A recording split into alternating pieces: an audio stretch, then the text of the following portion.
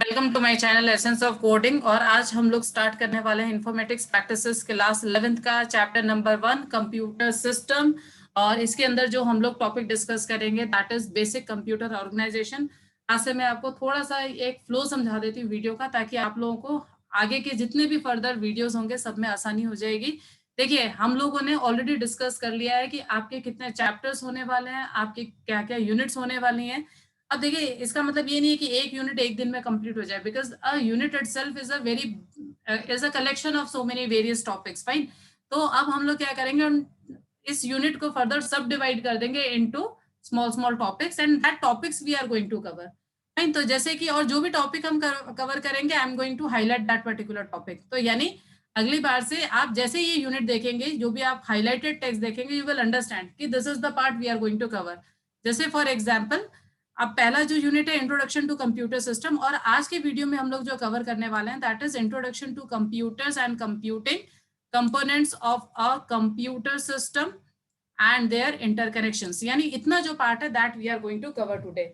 एक चीज जो आप लोग पहले से समझ लीजिएगा, मैं आपको हर टॉपिक में बताऊंगी कि उस टॉपिक में आपके किस किस कितने कितने मार्क्स से रिलेटेड क्वेश्चंस बन सकते हैं और कैसे कैसे क्वेश्चंस बन सकते हैं, ताकि जब आप उस टॉपिक के थ्रू जब गो थ्रू कर रहे होंगे तो आपको पता होना चाहिए कि हाँ, इस टॉपिक में से ऐसे क्वेश्चंस बन सकते हैं, आपके टीचर्स इनको पूछ सकते हैं।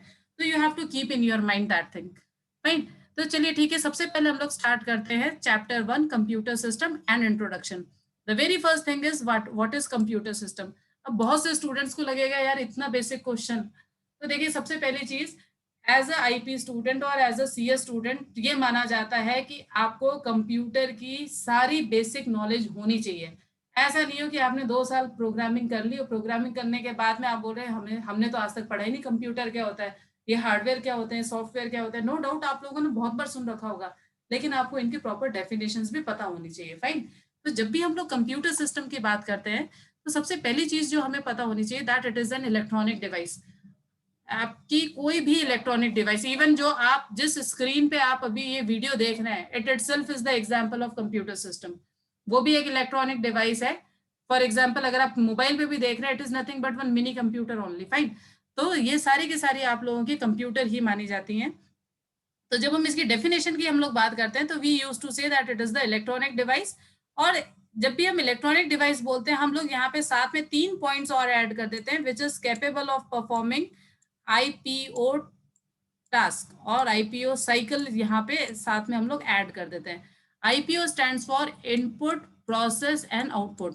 आप इसके सीक्वेंस को चेंज नहीं कर सकते, यानी कोई भी ऐसी इलेक्ट्रॉनिक डिवाइस जो कि इन 3 टास्क को एक्वायर कर रही हो, इन 3 टास्क को कर रही हो। यानी सबसे पहले वो जो इलेक्ट्रॉनिक डिवाइस हो, वो यूजर से या किसी से भी इनपुट लेने की कैपेबिलिटी हो, उसमें जो भी इनपुट है उसके बेसिस पे वो उसके प्रोसेसिंग कर सके, और जो भी प्रोसेस्ड इंफॉर्मेशन है वो उसको आउटपुट के फॉर्म में डिस्प्ले करा सके। It will be called as a computer system. Right. अब वो कोई भी डिवाइस हो सकती है, ऐसा नहीं है कि जो पूरा का पूरा प्रॉपर मॉनिटर कीबोर्ड माउस के साथ में जो कोई सिस्टम देख रहे होता है that is only called as your computer. बहुत सारी अदर डिवाइसेस भी होती हैं, even your palm tops, your mobile phone, these all are examples of your computer system. इसके बाद में अगला अगला जो क्वेश्चन है that is what is hardware. देखिए, अब हार्डवेयर का मतलब है all those physical components which are connected to your computer system. आप जो भी कंप्यूटर सिस्टम में देख सकते हैं और प्लस टच कर सकते हैं। Remember this thing, you can see, even you can touch. अगर आप टच कर सकते हैं उस डिवाइस को, then it will be called as a hardware. यानी आपका चाहे मॉनिटर हो गया, चाहे कीबोर्ड हो गया, चाहे आप लोगों का माउस हो गया, चाहे आप लोगों का स्पीकर हो गया, चाहे माइक हो गया, these all are example of hardware. आप इन सबको देख सकते हैं, आप इनको टच कर सकते हैं, आप इनको फील कर सकते हैं। Then next you are having is what is software. तो सॉफ्टवेयर के लिए हम लोग ये बोलते हैं, these are nothing but the programs or set of instructions which you can see but you cannot touch। यानी ऐसे सेट ऑफ इंस्ट्रक्शंस होते हैं, आप देख तो सकते हैं लेकिन आप इनको टच नहीं कर सकते। ये कंप्यूटर के अंदर ही रहेंगे और ये in the form of instructions आपको मिलते हैं। फॉर एग्जांपल, आप लोगों का एमएस ऑफिस का पैकेज हो गया, इवन जो हम लोग पाइथन यूज में लेंगे, आपके कंप्यूटर के अंदर जो भी आपको दिखे जा रहा है, these all are examples of software. ठीक है। तो ये चीज आपको इन दोनों में डिफ्रेंसिएशन करना आना चाहिए कि सॉफ्टवेयर क्या होते हैं और हार्डवेयर क्या होते हैं। Then the next topic is components of a computer system. अब जब हम यहाँ पे आते हैं, this is again your 5 marks question. अच्छा, अब इसका मतलब ये नहीं है खाली इतना सही 5 मार्क्स क्वेश्चन है। ये 5 मार्क्स का क्वेश्चन ऐसा बन करके आता है कि आपसे पहले पूछा जाता है explain briefly all the components of a computer system, ऐसे करके आपका 5 मार्क्स का क्वेश्चन बन जाता है। तो एक्चुअली इसमें अब आपको क्या करना होता है, जब भी आपको ये वर्ड देखना है, देखिए अब मैं अभी दो आपको स्क्रीन शेयर करूंगी। सबसे पहले तो ये वाला जो है जिसमें आपसे बोला गया कंपोनेंट्स ऑफ कंप्यूटर सिस्टम, आगे हम देखेंगे ऑर्गेनाइजेशन ऑफ कंप्यूटर सिस्टम, उसका डायग्राम अलग है, इसका डायग्राम अलग है। पहले तो आप इस चीज को क्लियर रख लीजिएगा। अगर आपके टीचर ने आपको क्वेश्चन में दे दिया कंपोनेंट्स ऑफ कंप्यूटर सिस्टम, तो आप यही पूरा का पूरा डायग्राम बनाएंगे। फाइन। अब ये जो पूरा का पूरा डायग्राम है, आप इसको ढंग से समझेंगे तो यहाँ पे आप देखेंगे कि ब्रॉडली अगर देखा जाए तो टोटल 5 यूनिट हमने यहाँ पे दे रखी है। सबसे पहली जो यूनिट है that is your input device या input unit, this is the first type of unit. Then output unit आपकी एकदम लास्ट में यहाँ पे दिखा रखी है। सेंट्रल प्रोसेसिंग यूनिट, अगर आप ये देखेंगे जो एक आउटर बॉक्स है इसके अंदर मैंने 2 बॉक्स बना रखे हैं, this is your CPU and this is your primary memory. इन दोनों को ही बीच वाले मिडल बॉक्स में डाल रखा है और फिर लास्ट में बाहर आपको यहाँ पे एक और दिखा रखा है that is your secondary storage. देखिए अब सबसे पहले हमें इन सबको समझना है। होता क्या है कि आपको ये सारे के सारे कंपोनेंट्स एक्सप्लेन करने पड़ते हैं। 5 मार्क्स का क्वेश्चन ऐसा नहीं है कि आपने बस ये डायग्राम बना लिया और खत्म, या एक एक लाइन लिख दी, नहीं। अब आपको पूरा समझाना पड़ेगा इनपुट डिवाइसेस क्या होती है, या इनपुट डिवाइसेस का मतलब है वो सारी डिवाइसेस जिसके थ्रू आप कंप्यूटर को इंस्ट्रक्शंस देते हैं या कंप्यूटर के अंदर आप डेटा भेजते हैं। देखिए 2 वर्ड यूज में लेते हैं हम लोग बार बार, या तो हम बोलते हैं डेटा या फिर हम बोलते हैं इंफॉर्मेशन या फिर इंस्ट्रक्शन। फाइन। तो अगर हम कंप्यूटर को डेटा या इंस्ट्रक्शंस दे रहे हैं तो जिस भी डिवाइस के थ्रू दे रहे हैं वो सारी डिवाइसेस आपकी कहलाएंगी इनपुट डिवाइसेस। जैसे आपके हो गया कीबोर्ड, हो गया आपका माउस, हो गया। ऐसे ही जो भी डेटा आपका कंप्यूटर से बाहर हम किसी डिवाइस में डिस्प्ले करवा सकते हैं, चाहे फिर वो आपका प्रिंटर हो चाहे आप लोगों का मॉनिटर हो, तो that will be called as your output device. Fine. यानी जहां पे हम लोग जो भी हमारे पास में प्रोसेस्ड इंफॉर्मेशन थी हम उसको डिस्प्ले करवा सकते हैं, या फिर in the form of output. अगर कंप्यूटर के अंदर डेटा जाता है तो इनपुट डिवाइस के थ्रू जाएगा, कंप्यूटर में से डेटा बाहर आ रहा है तो वो आउटपुट डिवाइस के ऊपर आएगा। फाइन। फिर इसके बाद में जो 2 तरह की मेमोरी है, एक है आपकी प्राइमरी मेमोरी और दूसरी आपकी सेकेंडरी मेमोरी। इसमें भी आपको डिफरेंस बहुत क्लियरली पता होना चाहिए, बहुत कॉमन सी छोटी छोटी चीजें हैं। प्राइमरी मेमोरी का मतलब होता है ऐसी मेमोरी जो कि सीपीयू से डायरेक्टली कनेक्टेड हो। तो आप देखेंगे हमने यहाँ पे सीपीयू से डायरेक्टली कनेक्ट कर रखा है, this is your primary memory. Secondary memory वो स्टोरेज डिवाइसेस होती है जो सीपीयू से डायरेक्टली कनेक्टेड नहीं होती है, वो प्राइमरी मेमोरी से इंटर्न पूरा कनेक्शन रखती है so as to give information to the CPU. यानी अगर आपके सीपीयू को कभी भी कोई भी इंफॉर्मेशन चाहिए होगी तो सीपीयू प्राइमरी मेमोरी से लेगा और प्राइमरी मेमोरी जो है वो इंटर्न सेकेंडरी मेमोरी से इंफॉर्मेशन लेगी। इस चीज का आप लोग बहुत क्लियरली ध्यान रखिएगा। ठीक है, ऐसा नहीं है कि कई बार आप लोग बोलते हैं ना ये इंटरनल है, ये एक्सटर्नल है, ये साइज में छोटी है, साइज में बड़ी, ऐसा कुछ नहीं होता।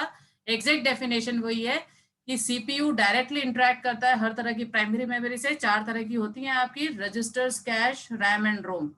फाइन।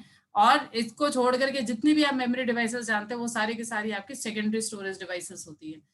तो अब अगर आप इसमें सीपीयू को ढंग से देखेंगे, सीपीयू में यहाँ पे देखिए मैंने यहाँ पे 2 यूनिट्स दिखा रखी है, यहाँ पे एक और यूनिट आती है that is register also. CPU की खुद की मेमोरी जो होती है उसको हम रजिस्टर कहते हैं। उसको मैंने अभी यहाँ पे ऐसी प्राइमरी मेमोरी लिख रखा है, वैसे आप चाहे तो यहाँ पे अलग से एक बॉक्स बना के रजिस्टर को यहाँ पे भी अंदर भी सीपीयू के अंदर भी आप डिस्प्ले करवा सकते हो, कोई प्रॉब्लम नहीं है। यानी सीपीयू को जो हमने इंस्ट्रक्शंस दे रखा होगा एग्जीक्यूट करने के लिए, वो जो इंस्ट्रक्शन होगा वो आपका रजिस्टर्स में आकर के स्टोर होगा। फिर आता है आप लोगों का कंट्रोल यूनिट। कंट्रोल यूनिट का काम क्या होता है, पूरा का पूरा ये कंट्रोल करता है। जैसे आपका जो दिमाग है वो पूरे के पूरे ह्यूमन सेंसेस को या ह्यूमन की जितनी भी आप लोगों की जितने भी वेन्स हैं सबको कंट्रोल करता है ना, सिमिलरली यही ये कंट्रोल यूनिट का भी यही काम है। कैसे आपके कंप्यूटर में डेटा आ रहा है, किस डिवाइस से डेटा आएगा, किस डिवाइस से डेटा जाएगा, वो सारे का सारा जो कंट्रोलिंग का काम होता है that will be done by your control unit. फिर आता है आपका arithmetic and logical unit. Arithmetic and logical unit थोड़ा आप नाम से भी समझ सकते हैं कि अगर आपको कोई भी अर्थमेटिक कैलकुलेशन करनी है, हम जनरली यही 2 तरह की कैलकुलेशन करते हैं कंप्यूटर में, या तो अर्थमेटिक कैलकुलेशन होगी या फिर लॉजिकल ऑपरेशंस होंगे। फाइन। तो जो भी अर्थमेटिक कैलकुलेशंस होगी that will be done over here bye arithmetic unit, और जो भी लॉजिकल ऑपरेशंस होंगे वो सारे के सारे करे जाएंगे आपके लॉजिकल सेक्शन के अंदर। तो this is what your CPU. CPU को हम ब्रेन ऑफ कंप्यूटर भी कहते हैं। फाइन। तो जब अगर मान लीजिए 5 मार्क्स का क्वेश्चन आता है तो आपको ये सारी की सारी चीजें यहाँ पे एक्सप्लेन करनी पड़ेगी, टेक्निकल वर्ड्स यूज में लेने पड़ेंगे। बहुत ज्यादा अगर आप अपनी ओन लैंग्वेज में लिखते हैं तो टीचर को लगता है कि हाँ इसने पढ़ा ही नहीं है। तो थोड़ा सा आप ये ध्यान रखिएगा, पढ़ते जब जब आप रीड करते हैं ना, कुछ जो आपको टेक्निकल वर्ड्स लगते हैं तो आप उनको अंडरलाइन कर लीजिए। आप लिखिए सारा अपने ओन वर्ड्स में, लेकिन उन जो जो भी टेक्निकल वर्ड्स हैं उनको साथ में इंक्लूड कर लेंगे तो आपको चांसेस पूरे पूरे रह जाएंगे that you will get full marks. फिर इसके बाद में जो नेक्स्ट आता है that is basic computer organisation. देखिए मैंने आपको पहले ही बोला था, वो पहले वाला भी जो था दैट वाज ऑफ 5 मार्क्स, ये भी आप लोगों का पूरा 5 मार्क्स का क्वेश्चन बन जाता है, बेसिक कंप्यूटर ऑर्गेनाइजेशन।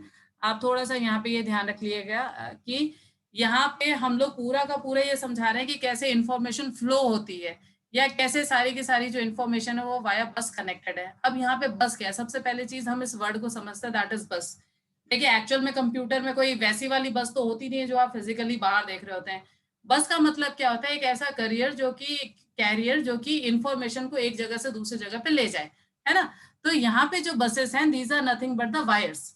ये वो वायर्स हैं बेसिकली जो कि क्या है, आपकी हर डिवाइसेस से कनेक्टेड है, और इनका काम क्या होता है, इंफॉर्मेशन यानी डेटा को या इंस्ट्रक्शन को एक यूनिट से दूसरे यूनिट पर लेकर के जाना। ठीक है, तो इसीलिए इन्होंने यहाँ पे देखा जाए तो आपको पूरा ये बसेस का कनेक्शन यहाँ पे दिखा रखा है with the help of this particular wire. अब आप देखेंगे इसको, आपको बस खाली इसको समझना है कि जैसे बसेस जो है, जैसे इनपुट यूनिट जो है वो बस से कनेक्टेड है, आउटपुट यूनिट है वो भी आपकी बस से कनेक्टेड है, स्टोरेज यूनिट है वो भी आपकी बस से कनेक्टेड है, मेमोरी है वो भी आपकी बस से कनेक्टेड है। This is your primary memory basically. और फिर यहाँ पे देखिए सीपीयू के तीनों पार्ट्स यहीं पे लिख करके दे रखे हैं। ALU is again your arithmetic and logical unit, then आप लोगों का कंट्रोल यूनिट है, और फिर आप लोगों के रजिस्टर्स है। रजिस्टर्स के लिए मैंने आपको थोड़ी देर पहले ही बताया था, these are nothing but the memory of CPU itself. Fine. तो अगर मान लीजिए ये क्वेश्चन आता है तो इसमें आपको ये आएगा, draw and explain basic computer organisation. तो इस तरह के क्वेश्चन में आपको क्या करना पड़ेगा, पहले तो आपको ये पूरा का पूरा डायग्राम बनाना पड़ेगा। डायग्राम बनाने के बाद में वापस से आपको ये सारी की सारी, जैसे अब इनपुट यूनिट है तो आपको वापस से समझाना पड़ेगा इनपुट यूनिट का मतलब क्या है। जैसे कि मैंने आपको ये चीज थोड़ी देर पहले समझा दी थी, लेकिन आपको इसी को वापस से समझाना पड़ेगा कि इनपुट यूनिट क्या होती है। फिर आप उसके एग्जाम्पल्स भी लिख दीजिए 3-4। सिमिलरली आउटपुट यूनिट क्या होती है उसकी भी आपने 2-3 एग्जाम्पल लिख दिए। स्टोरेज यूनिट में आपको सेकेंडरी स्टोरेज को बताना है। सेकेंडरी स्टोरेज का मतलब फिर वही वाली बात है, जिसको सीपीयू डायरेक्टली इंटरेक्ट नहीं करता, फिर आप उसके एग्जाम्पल लिख दीजिए।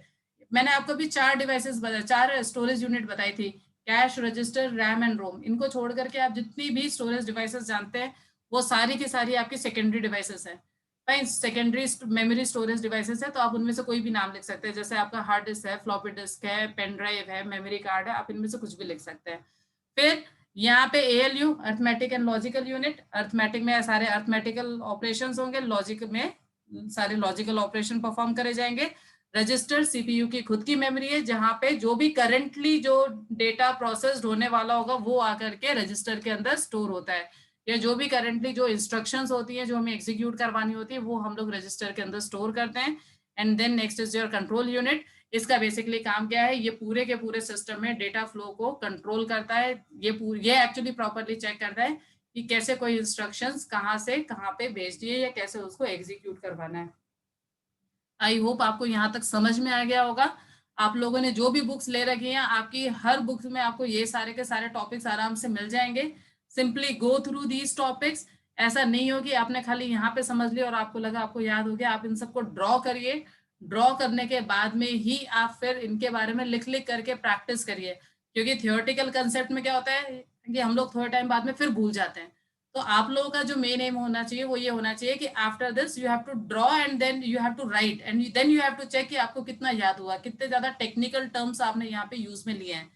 आई होप आपको मेरा वीडियो समझ में आ गया होगा। अब इसके आगे का जो है वो हम लोग नेक्स्ट वीडियो में देखेंगे। Thank you so much for liking this, watching this video, and I will see you next time.